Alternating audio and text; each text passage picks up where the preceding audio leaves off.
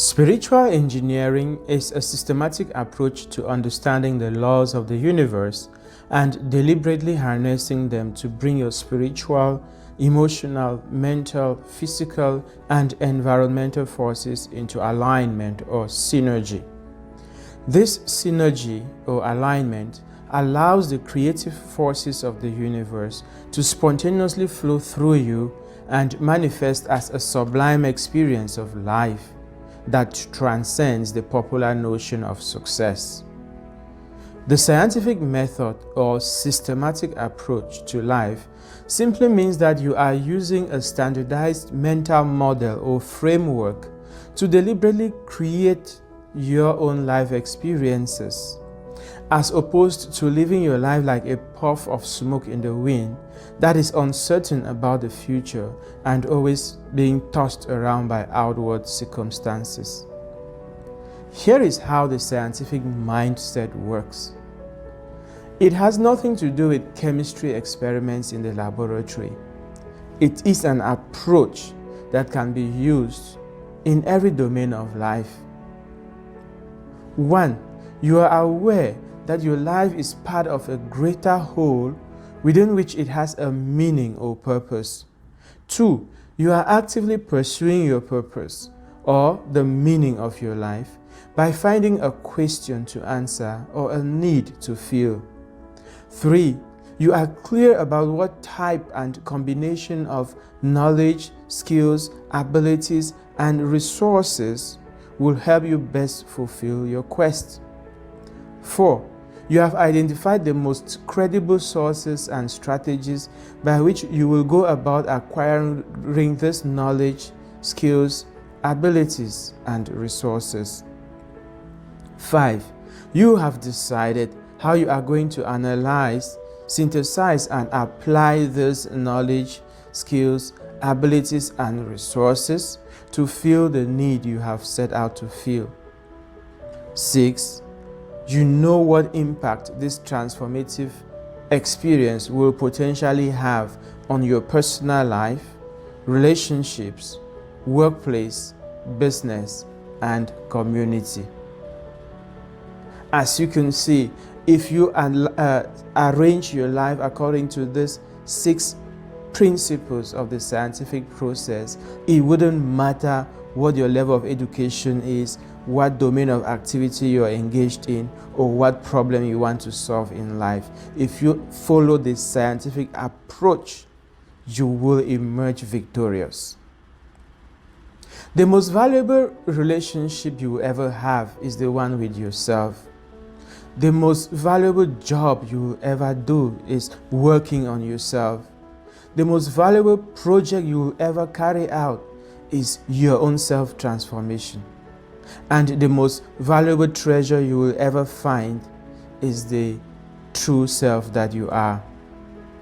Although we all know this, to some degree at least, it is a great mystery why 9 out of every 10 people continue to live their lives in the hands of chance, destiny, fear, and the dependency and uncertainty that is engendered by religious and cultural myths, creeds, dogmas, rituals, and stereotypes. How is it possible that you know what to do when it comes to driving your car, paying your rent, paying fees, paying medical bills, cooking and eating, bathing and grooming your body, charging your phone and topping up your data? But when it comes to the most important task of all, your well-being, you just wish and hope that things would turn out fine. The worst part is the fact that people are even conditioned to expect evil more than they expect good, and to have more fear for the devil, whatever that is, than they have faith in God. When you read that you are a God, or that you are made in the image of God, do you stop and reflect on what it really means? Creation is a garden of God, who is spirit. Being the image of God means you are the embodiment of this spirit we call God. the spirit and its embodiment, or the essence and its expression, are one and indivisible. So what else could you be possibly doing in this garden of creation, if not to unfold and experience the magnificence of your eternal being? This is what it means to work with God, to be a co-creator with God, to work as the Father works. You have been socially conditioned to believe that the natural self you carry around is your real self, and that the purpose of life is to compete for survival. Spiritual engineering teaches you how to let your sublime self emerge out of your natural self, the same way a tree germinates out of a seed. It is through the expansion of awareness that you recognize the natural self as transient and embrace the sublime self that transcends it. Expanded awareness is the true meaning of faith, and faith is the evidence or conviction that comes through knowledge and practice. Let me now introduce you to the second spiritual law of the universe, which is the law of infinity. We saw in the first law that all is one and the one is all. Let us recapitulate one of the exercises we conducted yesterday as a means of demonstrating the concept of infinity. If you take an imaginary journey through your body, traveling inward, you will notice that your body is made up of organs. Your organs are made up of tissues. Your tissues are made up of cells. Your cells are made up of molecules. The molecules are made up of atoms. The atoms are made up of electrons, protons, and neutrons. These subatomic particles are made up of pockets of light, or quanta, and the quanta receive their mass from a field or space that is immaterial in nature and has so far defied scientific characterization. This inner space has been called the zero-point field, the unified field, the divine matrix, or the source field. What you notice is that when you were traveling inward, you were hoping to find the origin of life or the source from which matter and bodies emerge. But curiously, when you step into this inner space, you get the feeling of a tiny drop of water emptying itself in a vast ocean. Let us turn to this Wikipedia quote about the Big Bang Theory, from which I will point out something amazing to you. The Big Bang Theory is a cosmological model for the observable universe from the earliest known periods through its subsequent large-scale evolution.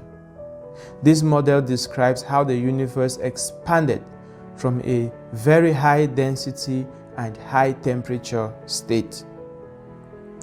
If the observed conditions are extrapolated backwards in time using the known laws of physics, the prediction is that just before a period of very high density, there was a singularity, which is typically associated with the Big Bang.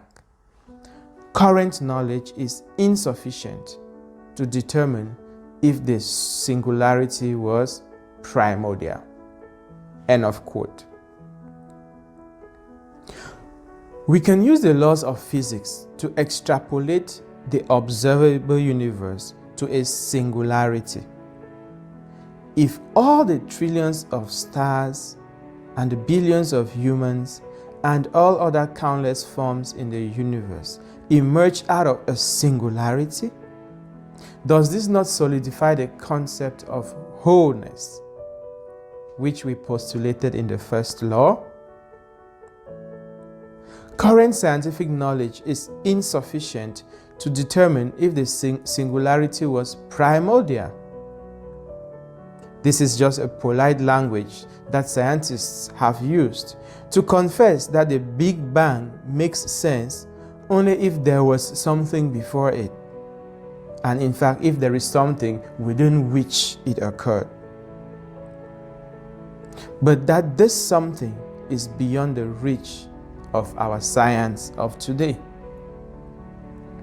Now you know that our universe is just a phenomenon that is dancing in an infinity.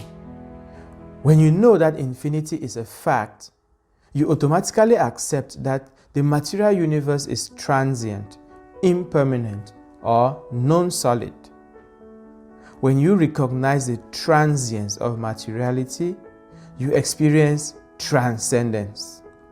As you can see, there is nothing mystical or magical about the experience of transcendence if you approach it through logical reasoning. Imagine the transformation that comes with the realization that space and time is not a prison within which your being is confined, but merely a three-dimensional screen upon which you experience the states you are inhabiting in your consciousness.